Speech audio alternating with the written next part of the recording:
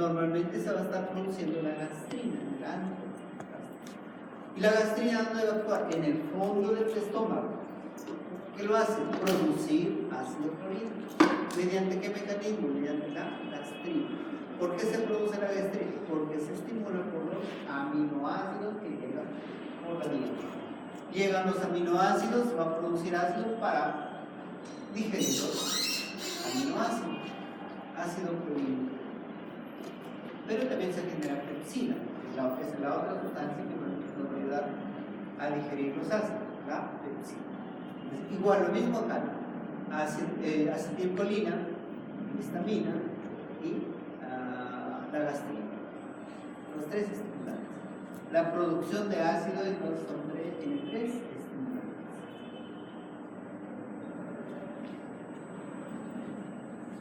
Muy bien, pero eso es la acidez.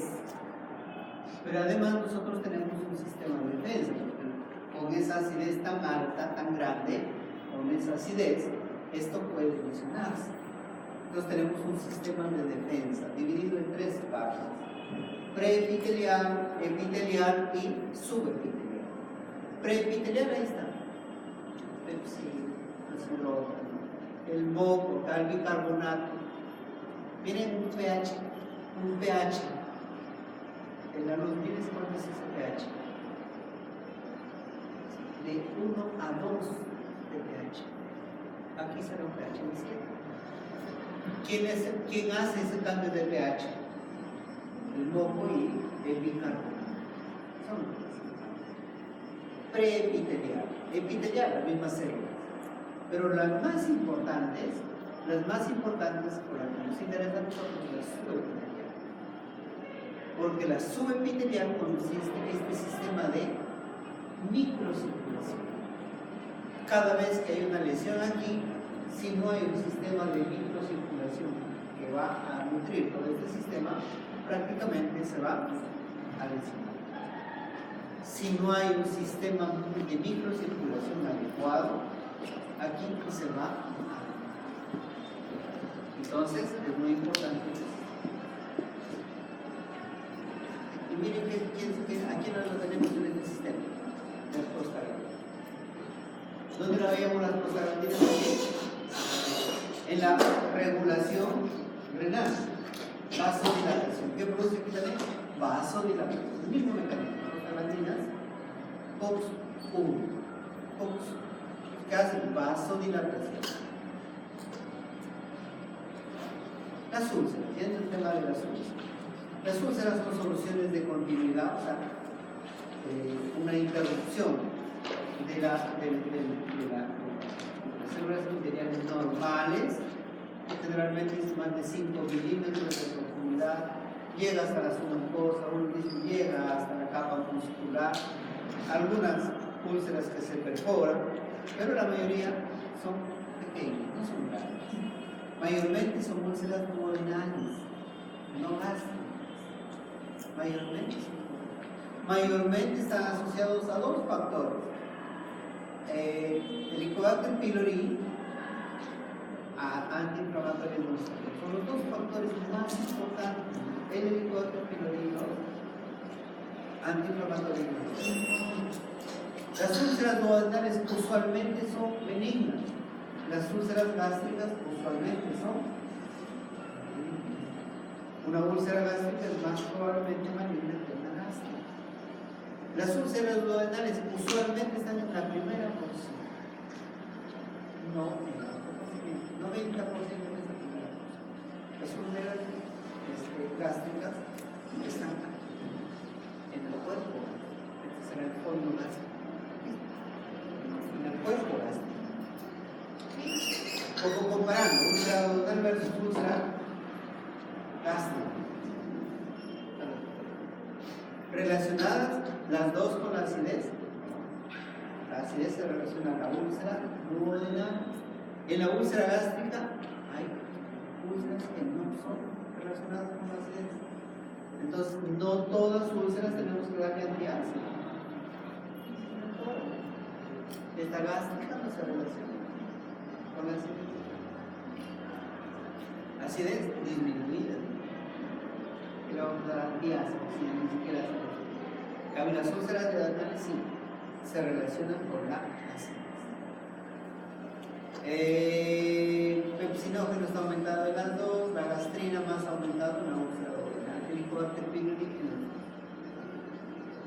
Entonces una úlcera se desarrolla ya sea porque aumentan la agresión o ya sea porque disminuyen la defensa. Dos mecanismos. O aumenta la agresión, lo agredo yo a la persona, o no lo dejo que se defienda. ¿Cómo decíamos que se defendía la persona? Las tres capas: preepitelial, epitelial y subepitelial. Puedo lesionar esas capas o puedo agredir a la persona. El Helicobacter pylori será lo fundamental. Los antiinflamatorios, ahí estarán como agresivos. El cigarro, la aspirina, el alcohol será protección. El Helicobacter pylori. Entonces, vamos a hablar aquí de Helicobacter pylori y de Aedes. El Helicobacter pylori tiene sus factores de virulencia. No todos los Helicobacter pylori son iguales. No todos son iguales, o sea, no todos tienen virulencia.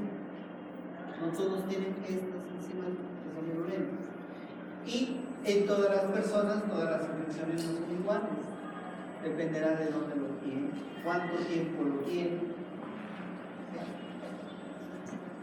Dependerá de los factores genéticos, inflamatorios, procesos. Y finalmente, entre la interacción del Helicobacter pylori con la persona, podría terminar en formando una úlcera, una gastritis crónica, o es una gastritis aguda.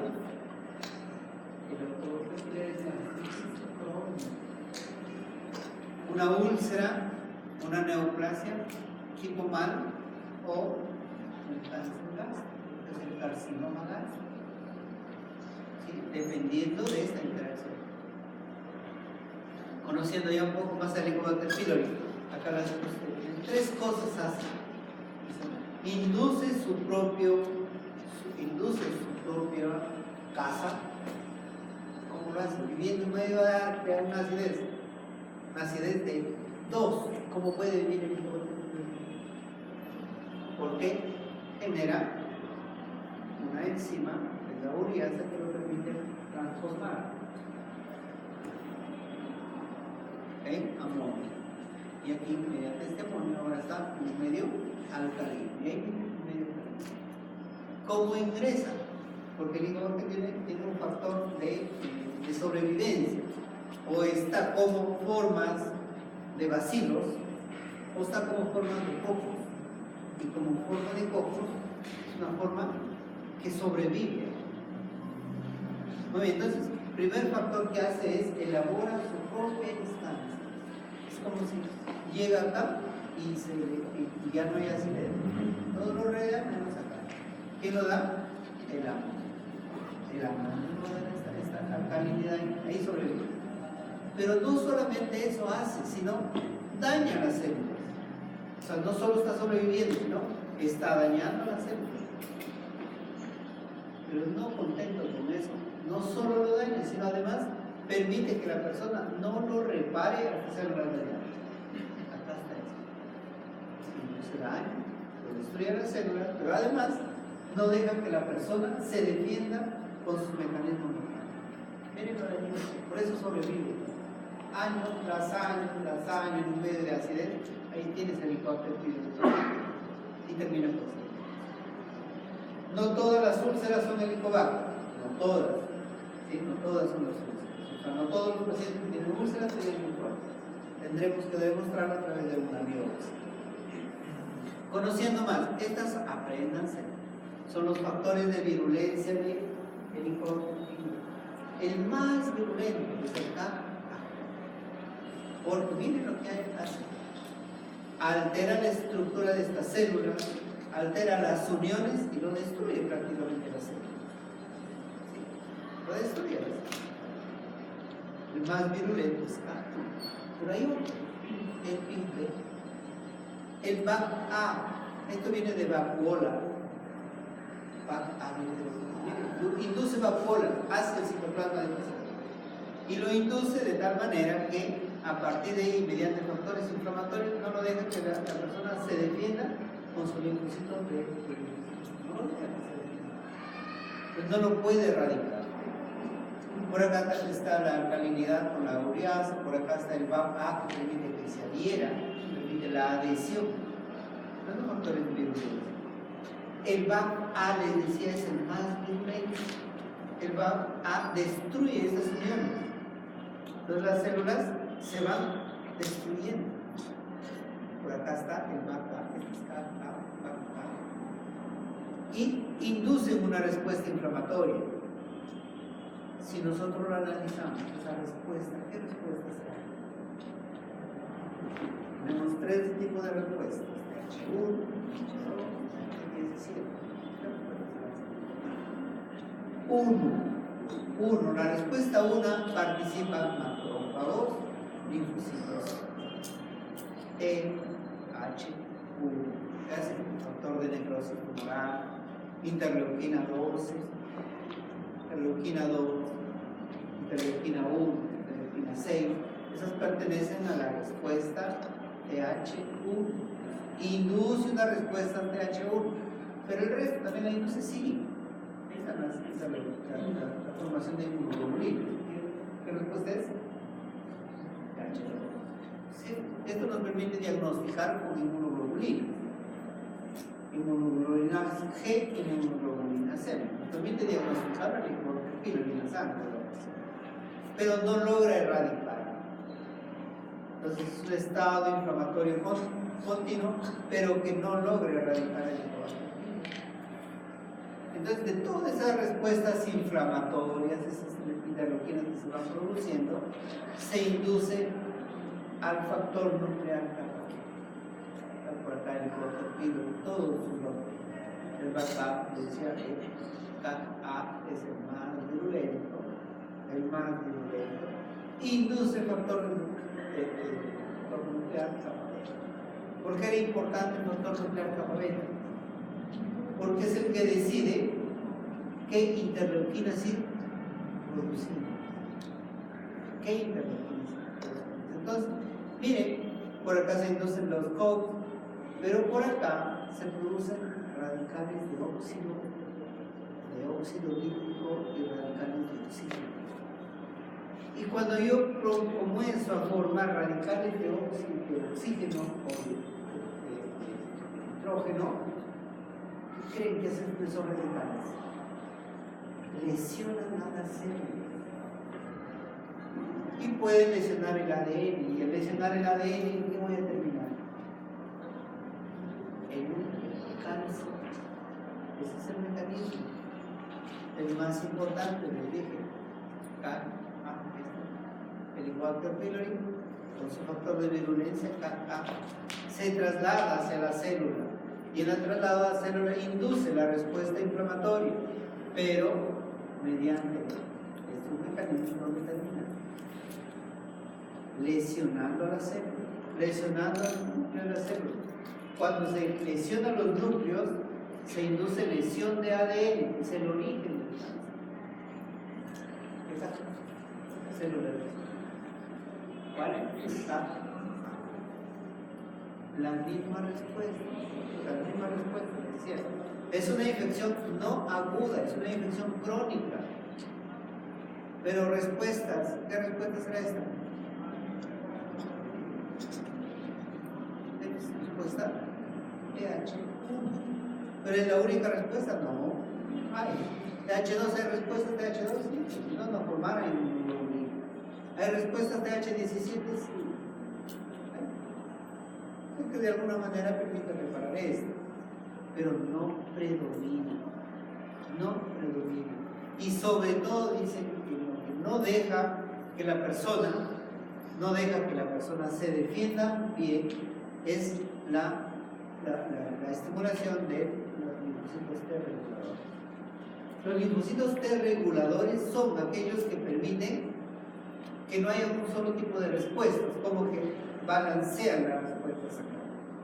Entonces, la balanza de esta respuesta es TH1, pero con una mala función de los linfocitos. Y los linfocitos, ¿dónde está eso? Acá. ¿Qué hace?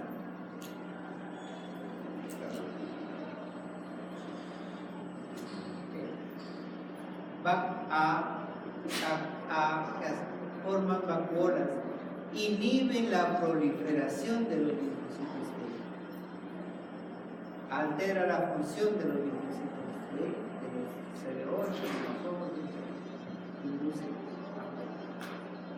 Les decía, no solo hace que viva, no solo lo destruye, sino además no deja que se defina.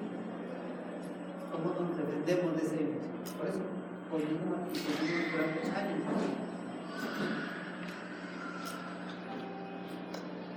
Muy bien, pero no solo eso hace el Helicobacter pylori, sino además, no dañando solamente las células, destruyendo, alterando el sistema inmune de la persona, no solo eso, sino además genera mayor cantidad de ácido clorhídrico. Los mecanismos. Sería más virulento aquellos Helicobacter pylori que tienen preferencia por las úlceras duodenales, más virulento. ¿Sí no sabría? La infección del enantro aumenta la producción del ácido. Entonces, el Helicobacter pylori además induce una mayor cantidad de respuestas de formación de ácido clorhídrico.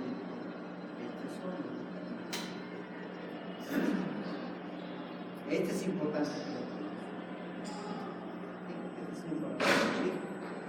La infección no es la infección aguda. ¿Cómo es? El daño no es agudo, el daño es crónico. Si el daño es en el antro del estómago, miren por lo que puede terminar. Asintomática, ¿qué está haciendo? En el antro. Una úlcera podría terminar. Pero si la infección, miren dónde es, una no atrófica de todo el estómago, miren dónde puede terminar, en un cáncer tipo linfoma tipo mantis, una pangastritis. Pero estos no son los más importantes. El daño más importante viene por este camino. Se llama gastritis atrófica, miren esta palabrita, atrófica del cuerpo. Del cuerpo. Miren dónde termina. Metaplasia intestinal, displasia, carcinoma. ¿Cuántos años? Muchos años. Entonces, jóvenes, mayores. Muchos años tienen que hacer esto para que haya este mecanismo. Pero se relaciona a Helicobacter pylori con cáncer.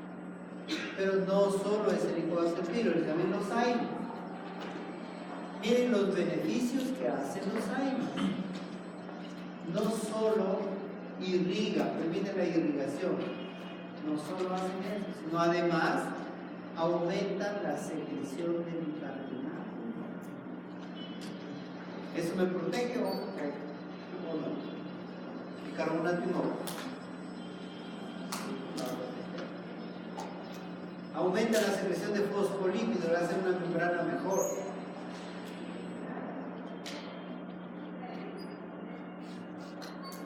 Restitución y regeneración son dos palabras, apréndanselos bien. Restitución y regeneración del epitelio. Restitución significa que cuando hay una herida, una úlcera, restitución significa que las células que están al costado van migran hacia la, pero son las mismas células deformadas, migran. Entonces están restituyendo. Y regenerándose significa ahora sí se forman nuevas células. A los dos mecanismos nos ayudan las prostaglandinas. A la restitución celular y la regeneración celular. Los dos son mecanismos para curar heridas, cicatrices, úlceras. Disminuye la secreción de ácido, estabiliza las membranas, o sea, los beneficios de los AINES. ¿Y qué hago yo? perdón, de las prostaglandinas. ¿Y qué hago yo si inhibo este sistema? Me voy para acá. Fosfolipasa ácido araquidónico, prostaglandina. ¿Qué pasa si yo lo inhibo a este sistema? ¿Qué no voy a tener? Prostaglandina. Ahora todo lo beneficio que había se transformó en menos bicarbonato, más ácido, menos moco, menos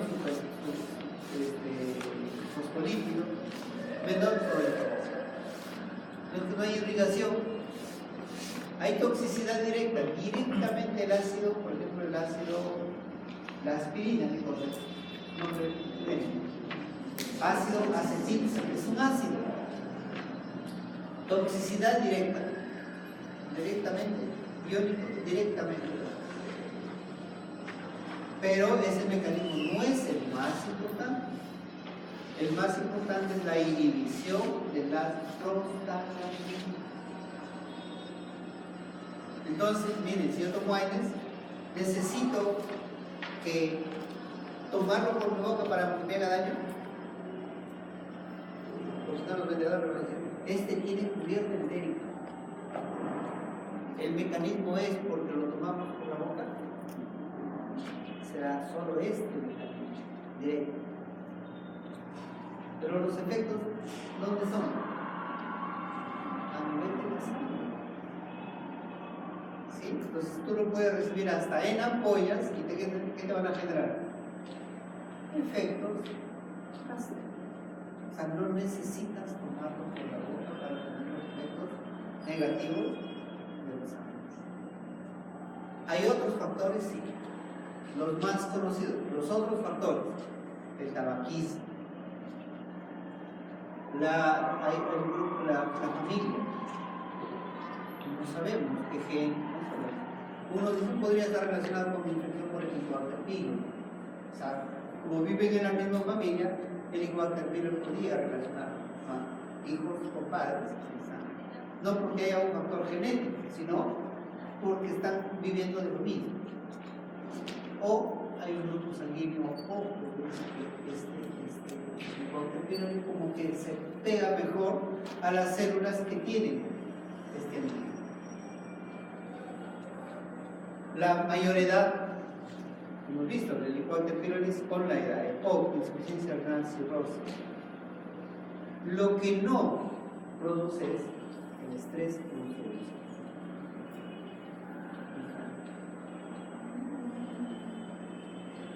No hay ese mecanismo, no nos engañen a su mamá en estudio, no va a salir un secreto. Me preocupa mucho estudio, no va a dar un secreto. El día que el libro aparezca, úlceras por estudiar datos, pero no hay, miren, no.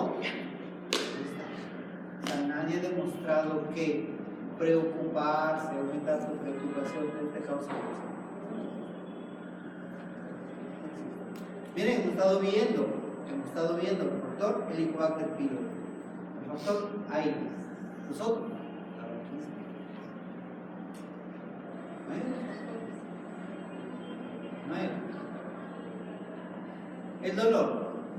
el dolor, ¿cómo se produce el dolor? No es un característico del dolor. Uno tiene que las úlceras duodenales calman con la alimentación. Antes de la comida está con dolor, come como una característica de las úlceras duodenales. Las gástricas que aumentarían más con la comida. Pero como que eso no es una cosa característica.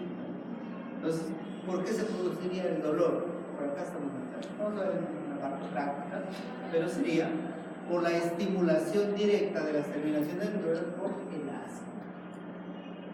Pero no solamente el ácido es el irritante, también son la pepsina, también es las sales biliares.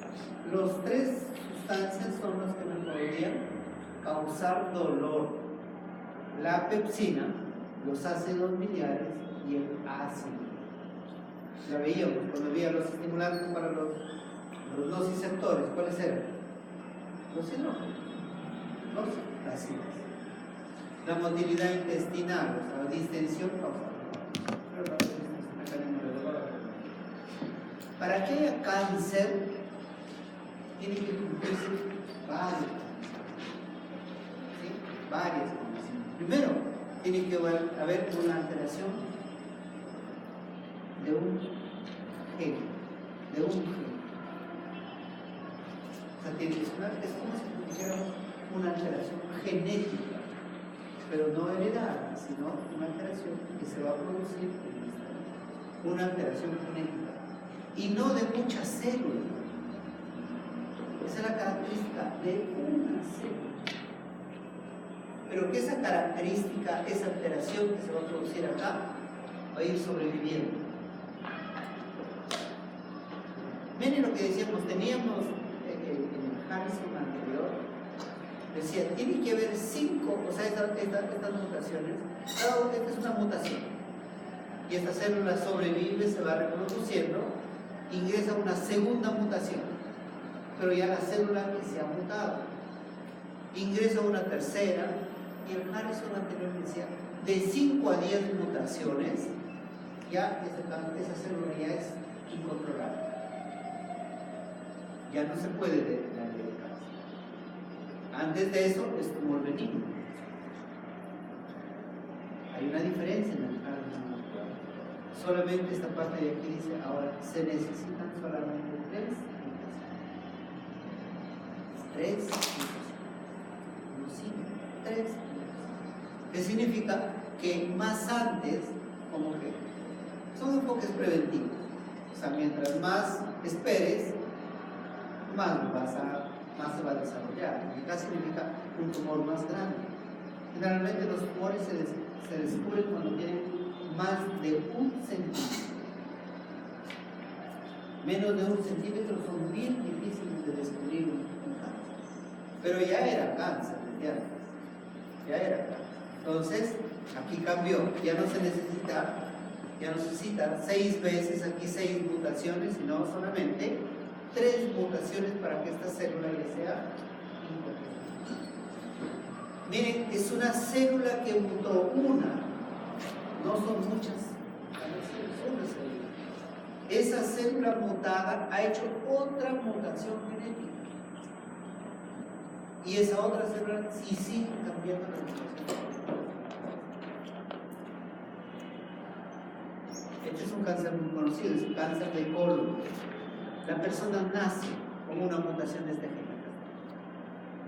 Ahí comenzó, un gen que se mutó. A eso se van sumando otras mutaciones.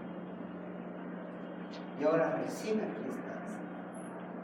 O sea, esta célula se alteró, vino otra alteración, ahora sí es un cáncer. Se llaman pólipos. Los pólipos en el colon es una lesión, nosotros llamamos premanignas, este es el pólipo. Los pólipos tienen que ser extirpados. Otra mutación y ahora es un cáncer. Tienen que haber algunas características para que salga. No es una célula muta y dice, oh, normalmente nuestras células están mutando, están alterándose genéticamente. Sí, no entiendo. Pero, ¿se transforman en cáncer? Para eso tienen que tener un proceso.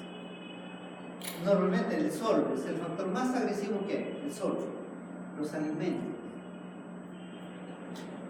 La carne, hace como 2 años se generó toda una polémica mundial porque le decían a la OMS, ¿por qué no dices que las carnes son factores de riesgo para cáncer?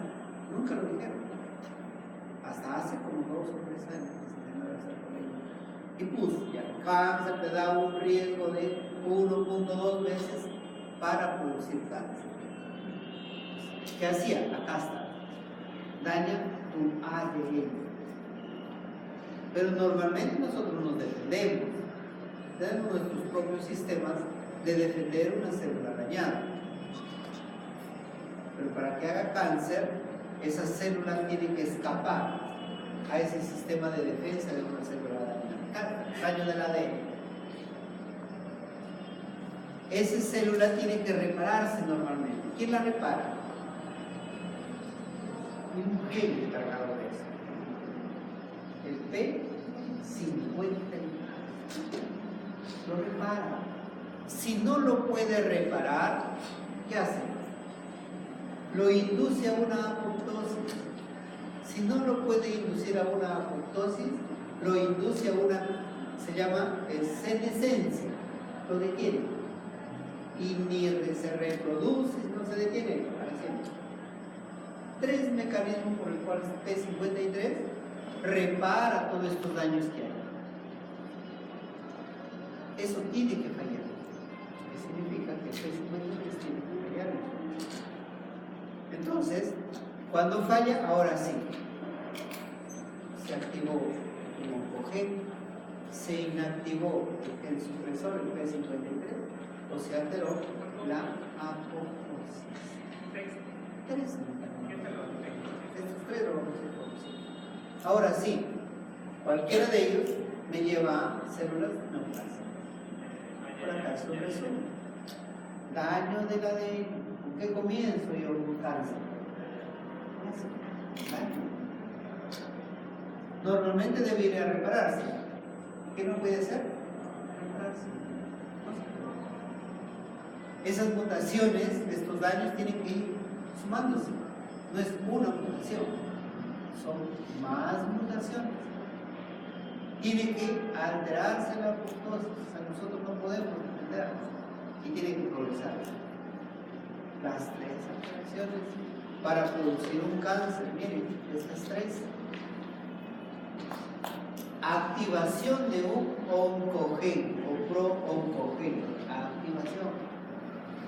El gen supresor, varios genes supresores, ¿qué tiene que ser? Activarse. Cuando se activa, ¿qué me ayuda o me daña? Cuando se activa el gen supresor, me ayuda, me protege. Entonces, ¿qué tiene que ser para que no funcione? Inactivarse. Por la apoptosis, tiene que alterarse. ¿Tiene que haber apoptosis o no tiene que haber apoptosis? No tiene que haber apoptosis. ¿Dónde no había apoptosis o la apoptosis era deficiente? ¿En dónde era eso? En el lúpulo. Falla de la apoptosis. De tal manera que las células continuamente estaban ahí, no lo podíamos destruir. Lúpulo. Ahora lo vemos, alteraciones de la apoptosis. Las alteraciones, la diferencia entre oncogen y gen supresor. Miren, dominante recesivo. ¿Cuál será más difícil de que se produzca? ¿El dominante o el recesivo? El dominante. El dominante basta con que un alelo cambie, y si es el dominante, prácticamente la célula cambió. Pero acá es mucho más difícil porque tienen que ser los 2 alelos, tienen que cambiar para que recién se active. El supresor es más difícil. Aquí lo decimos el guardián del ADN. Es más difícil que se inactive, es más difícil que no funcione. La acción de los oncogenes. Normalmente nosotros lo tenemos a los oncogenes. Los oncogenes son parte de nuestro propio ADN. ¿Pero en qué estado están? Inactivo. No está. No funciona. La tenemos ahí, pero no funciona. Entonces, ¿qué tiene que haber? Una activación. ¿Quiénes lo hacen esas activaciones? Ahí están los factores que nos producen. ¿Cuáles conocemos? Tabaquismo. ¿Cuál más? La radiación, la luz ultravioleta, la radiación gamma. Los virus, la carne, la carne. Ahí está. Entonces, activación de oncogenes. ¿Qué hace? ¿Cómo tienen que hacerse estos oncogenes? Tienen que hacer mutaciones. Se llama mutación una mutación de un gen. Esos genes o tienen que amplificar, son mecanismos por los cuales se activan los genes. Una mutación es un gen activado. O es un gen activado. O los genes ahora son múltiples, de amplificación génica. O hay una reorganización del cromosoma. Todo el cromosoma ahora es diferente. Los genes cromosoma. Mecanismos de activación del cromosoma. Los oncogenes más conocidos. Los más conocidos. El BRAF, el FOS, creo que también la conocen ya, los tres sarcomas, el ER. Estos son un poco más conocidos, el virus, mama, cáncer de vejiga. Pero los oncogenes se activan. Los genes supresores de tumores se inactivan, pero no con una sola mutación. No es una mutación, es una mutación de los dos alelos. No funciona. Sigue siendo una célula normal. Tiene que ir a una mutación de las dos alelos. Por eso es más difícil de conseguir esto. O por eso es mucho más, nos sigue defendiendo esto. Porque para que se inactiven los dos, tienen que pasar dos cambios. Los genes supresores. Normalmente les decía el gen supresor, daño de ADN. Se está dañando, nuestro ADN está dañando siempre. Siempre. ¿Qué tiene que haber? Un proceso de reparación. ¿Qué lo hace? El PEC activando, lo repara. Si lo repara y estas células fueron reparadas, bueno, a células normales, divisiones normales. Si no logra repararlo, ¿qué hace? Lo señala para morirse. Pero no solamente eso, les decía, hay un tercer mecanismo, es la senescencia. ¿Qué significaba? Que lo detiene, ni lo dejan que se reproduzca, sino hay que se muera solo. Pero no es apoptosis, entonces es muerte programada, esa no. Sigue viviendo, pero ya no se va a reproducir. El problema es cuando no logra hacer estos mecanismos de reparación. Entonces, ese gen falla en su reparación. Ahora sí, el P53 no tuvo ningún efecto y ahora sí esta célula crece sin efecto. Porque ya se falló, ya está fallado su ADN, o sea, ya tuvo las mutaciones. Los más conocidos, acá están, el P53, pero es el único, no. De repente es el más importante, el gen del retinoblastoma, un gen supresor. ¿Y hay más? Sí. Esto lo es cáncer de mama. Son receptores que lo hacen para ver los tipos, los más agresivos.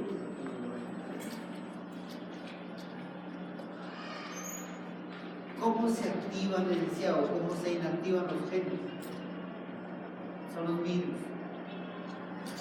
Los virus, por ejemplo, el papilomavirus. ¿Y qué hace? Te va dañando el ADN. Una vez que daña el ADN, transformó a una célula.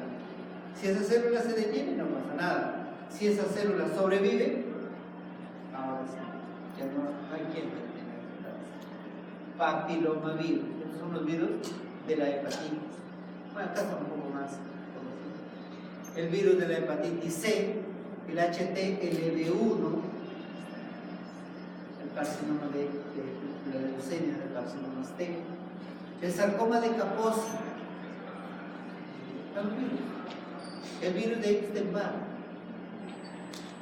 el sarcoma de Wuhan, el virus de la hepatitis B.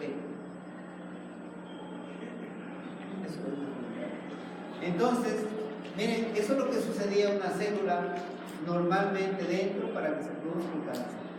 Pero una vez que las células comienzan a proliferar, ahora sí, son células diferentes. A eso se llama fenotipo, la manera como se van a expresar los cambios fenotípicos. Un tumor o células tumorales no son iguales que células normales. Son diferentes, cambios fenotípicos. Evade. Cada uno tiene una explicación. Están acá, por ejemplo, decía, evade la supresión del crecimiento. O sea, normalmente una célula se destruye entre 20 y 25, se reproduce entre 20 y 25 veces, no más.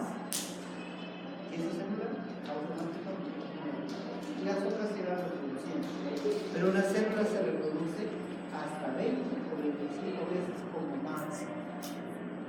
¿Por qué no se reproduce más? Porque para reproducirse tienen que utilizar una parte del cromosoma que se llama los telómeros. Entonces, el telómero es como si tuviera una longitud, que cada replicación la va consumiendo y cada vez tiene menos telómero. Entonces, alcanza para 20, así como cuando ¿cuántas óvulos tienen las mujeres? ¿Cuántos nacen? 405. Esto lo pienso, acá lo mismo. O sea, el telómero lo alcanza para 25 replicaciones, se acabó. Esa célula no se va a reproducir más. Entonces, ¿y qué pasa entonces acá? Dice, pero no lo podemos detener a estas células. ¿Por qué se siguen reproduciendo tanto? Porque son células que producen su propia telomera. O sea, inducen sus propios telómeros. Nunca se van a detener. Seguirán reproduciendo. Evitan el sistema inmune. Nosotros tenemos que detenerlo. ¿Por qué lo detenemos a las células neoplásicas nosotros?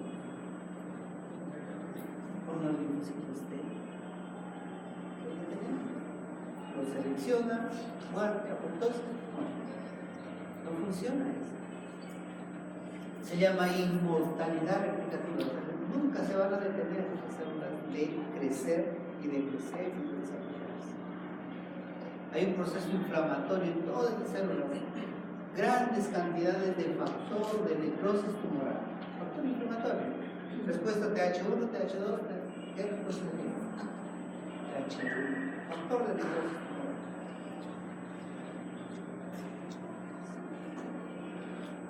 Invaden, hacen metástasis, vamos a conocer esos mecanismos de daño. Inducen angiogénesis. ¿Dónde hemos visto angiogénesis? En la psoriasis, en las aterosclerosis. Acá igual inducen angiogénesis. Son inestables porque se van cambiando, su ADN va cambiando. Decíamos, cambian se mutan, evaden la apoptosis. La manera como se alimentan las células también va a ser diferente. Acá está una descripción, que es como un resumen de lo que está en el Harrison, de cada una de estas características. Cada una de esas características.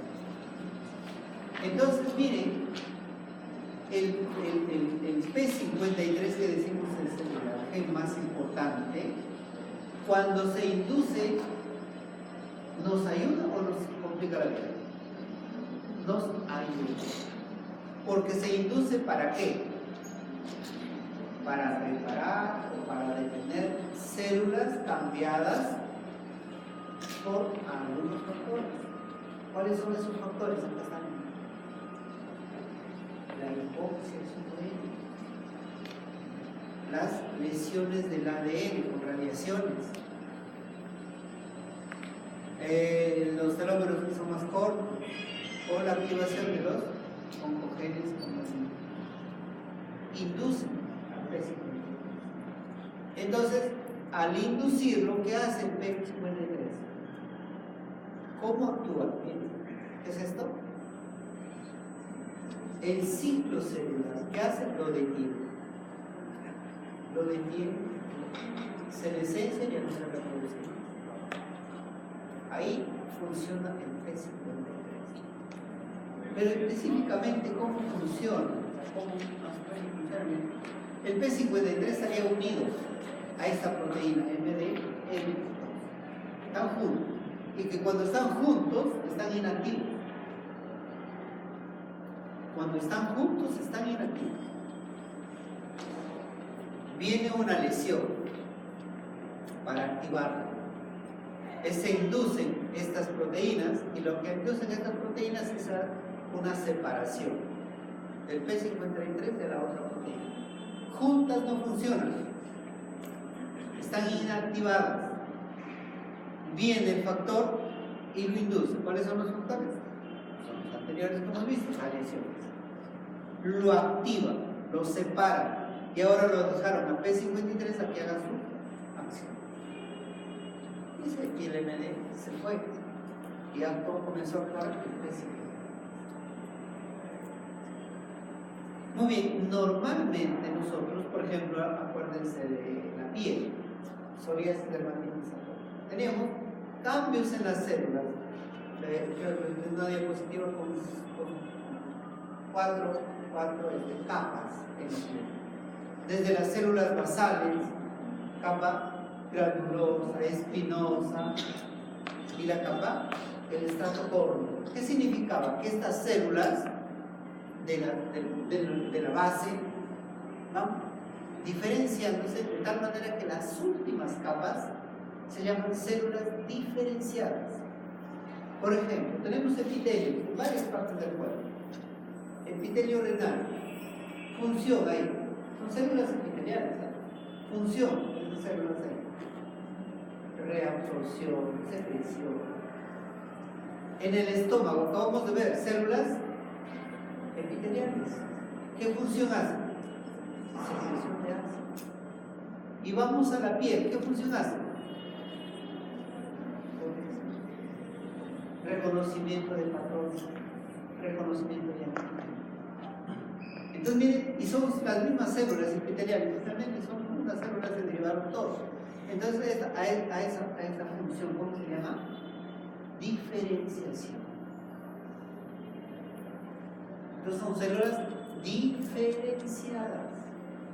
Pero miren cómo son las células del cáncer. Se llaman células indiferenciadas, no alcanzan su diferenciación. Estas son células que proliferan pero nunca llegan a hacer ninguna acción. O sea, nunca llegan a servir de nada. Son células, las mismas células totalmente alteradas, sin ninguna función. Estas hacen su función, especializadas. Estas células indiferenciadas, no especializadas. El mecanismo de muerte celular, apoptosis. El mecanismo de muerte celular, aquí en cáncer debería ser la apoptosis. ¿Cómo normalmente muere una célula? Dos mecanismos. O la apoptosis mediante dos mecanismos, vía intrínseca y vía extrínseca. Extrínseca significa desde afuera, que se ha inducido un receptor. Por ejemplo, este receptor. El receptor de muerte se llama, el receptor FAS. ¿Dónde lo hemos visto este receptor? ¿En dónde? En hipotiroidismo. Receptor de muerte, receptor fratricida también se llama. Lo expresa y a la célula que estaba en su vecino, eso lo murió de la célula. Acá también lo expresa, pero mira, lo expresa, pero va a comenzar a inducir las pasas. Y la vía intrínseca simplemente significa daño de la mitocondria. Ahí comienza. Y a partir de ahí, ahora se inducen otras pasas y terminan en muerte en azúcar. Pero en el cáncer, ¿qué habría? O sea, ¿por qué no funcionaría la apoptosis? Porque miren, la apoptosis, viendo y en su conjunto hay un montón de expresión de proteínas, unas que favorecen a la apoptosis, al desarrollo de la apoptosis, y otro grupo de proteínas que no favorecen el desarrollo de la apoptosis. Entonces, en cáncer, ¿por qué grupo nos iríamos? Por aquellas que no favorecen. Vencen más ese grupo de proteínas. A lo opuesto, sobreexpresión de proteínas anti-apoptósicas. Entonces, si hay una gran cantidad de estas proteínas, ¿la persona va a ser apoptósica o no? No va a poder hacerlo. Vence esta proteína, la apoptosis. Pero además las células hacen metástasis. para que haga metástasis, ¿qué tiene que haber? Cambios de célula. La célula va a viajar a otro lugar. ¿Dónde normalmente hace metástasis la persona? Las primeras metástasis. Pero de ahí, ¿dónde va la metástasis? A los ganglios. ¿Por qué serán los ganglios? ¿Por qué serán los ganglios? Uno dice, porque va a través del sistema linfático. El ganglio se pertenece al sistema linfático, por lo tanto ahí va a quedar arriba. Pero ocurre que el ganglio también pertenece a unas células inmunológicas. Claro, macrolinfocitos se van al ganglio regional, porque ahí maduran. Entonces miren, ¿qué va a haber? Va a haber primero alteraciones de esta estructura, que esta célula pierde. ¿Estas qué son? Estas estructuras acá. Se llaman son proteínas. En su conjunto se conocen como proteínas de unión, pero también se llaman las caderinas. Entonces, ¿qué tiene que ver con esas caderinas? Son juntas, de una a la otra célula, o de caderinas a caderinas. Célula y célula con membrana basal, no se desprenden. Las caderinas. ¿Qué tiene que pasar con esta célula? Perder esas caderinas. Ahora, miren, una célula como si fuera una célula libre. Pero es suficiente esa para irse a otro sitio. Tiene que vencer esta barrera. Es la membrana basal. Tiene que atravesar.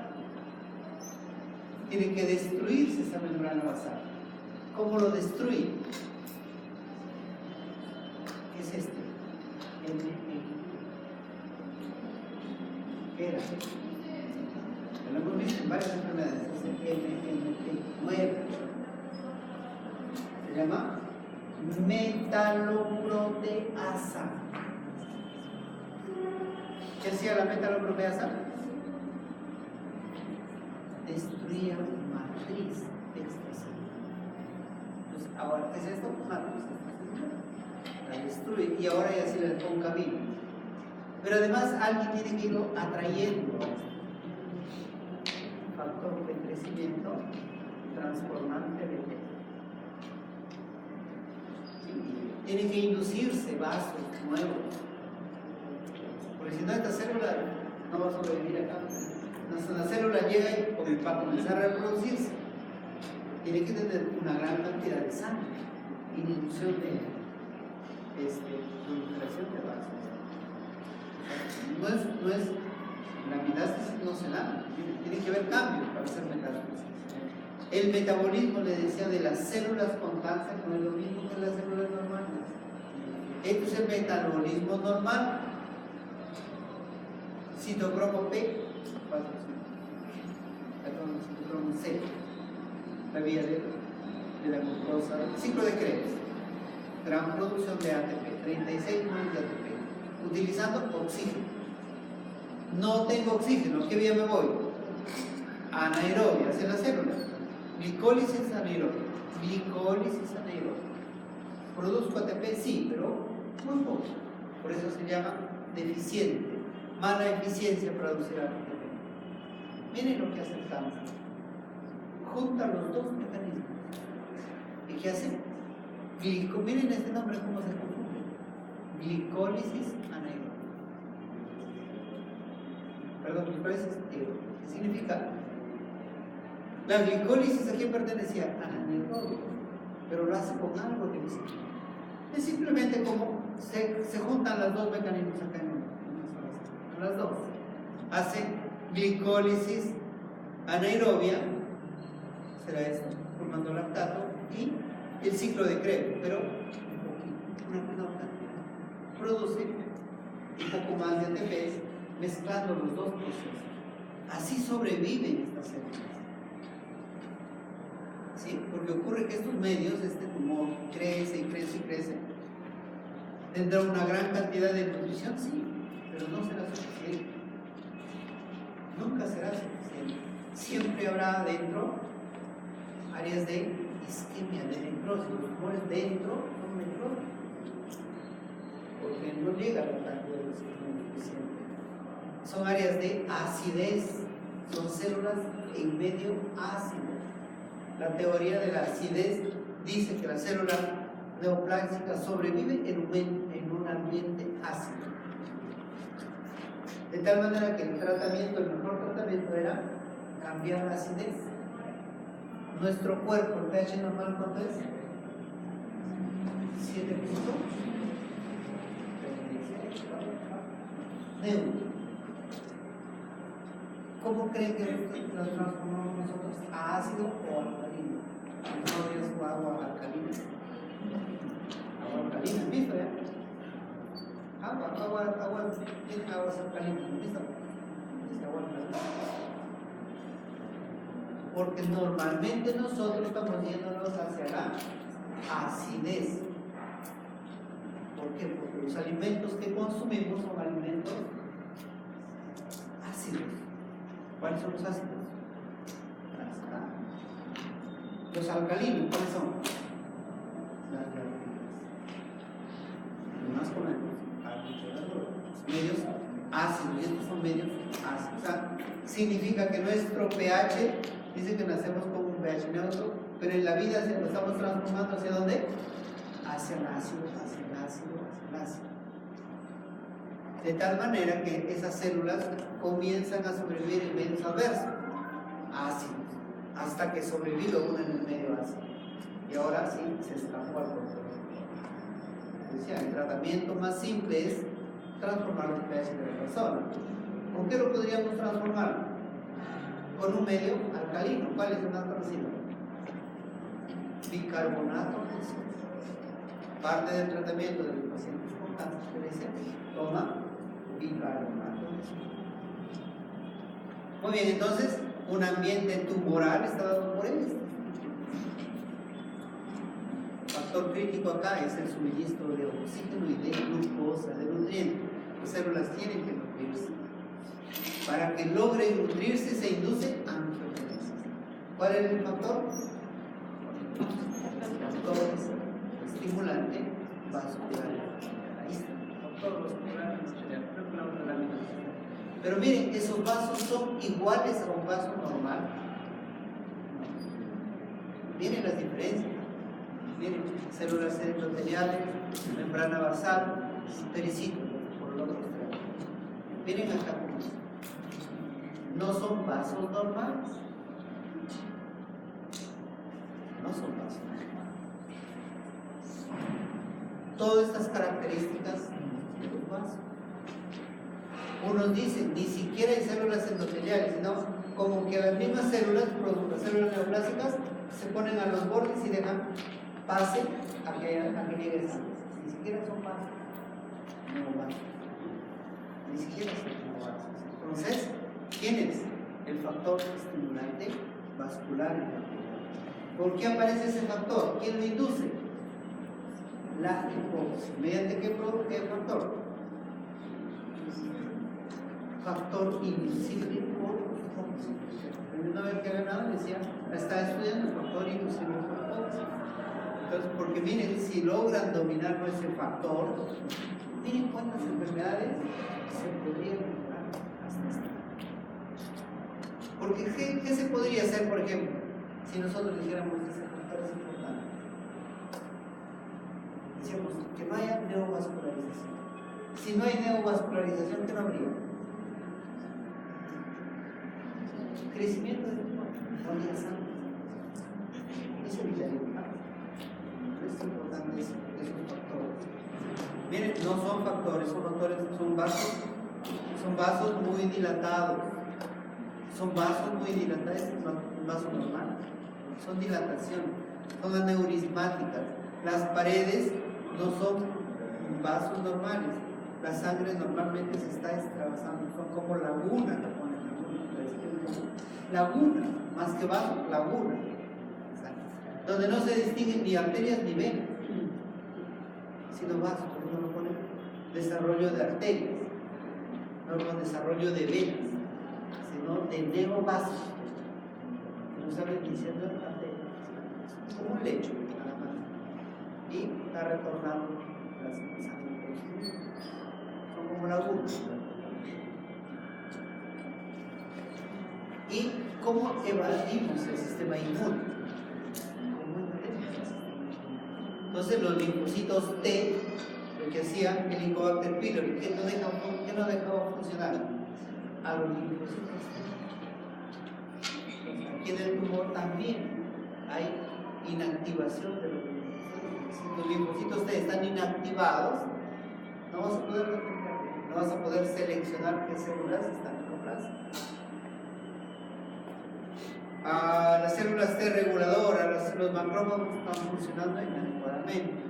La guardación de citoquinas como el factor de crecimiento también de estas citoquinas, que normalmente son células no inflamatorias, sino antiinflamatorias o proinflamatorias. Entonces, este proceso de control inmune no se puede realizar. Los pacientes trasplantados, acá está un mecanismo principal, los pacientes trasplantados, ¿de qué creen que mueren? De cáncer. ¿Por qué? Porque a ellos tenemos que darle medicamentos inmunosupresores. ¿Qué hacen los medicamentos inmunosupresores? ¿Qué suprimen? ¿Qué creen que suprimen? La inmunidad. Es de repente un concepto muy general, pero ¿qué realmente? ¿Qué creen que hace? Disminuyen la función de los linfocitos T. ¿Por qué? Porque los linfocitos T van y reconocen células extrañas, van y reconocen partículas extrañas, van y reconocen las células que no son tuyas. Entonces nosotros, mediante el sistema antiinmune o inmunosupresor, destruimos sus mecanismos de defensa. Pero al destruir esos mecanismos de defensa, también estamos destruyendo la capacidad de defenderse ¿de qué? De la proliferación de la casa. Entonces estos pacientes, cada año nosotros tenemos que hacerlo a cada uno una evaluación de si tiene o no tiene cáncer. Vigilándolo. Muy bien, entonces estos son los mecanismos de visión de muy bien.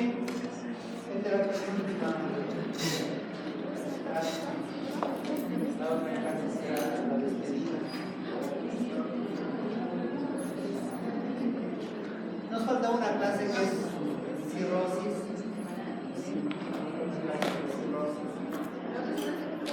La otra semana es el examen. Bueno, han pedido para hacer un resumen, un repaso. Un repaso lo vamos a hacer el día viernes de 7:30 a 1 hora. Este viernes. ¿En la noche? A la noche. Sí, que serían los bueno, ¿quieren hacer los 5 temas o todos los temas? Vamos a presentar 3 diapositivas de cada tema. Pero, a su compañero.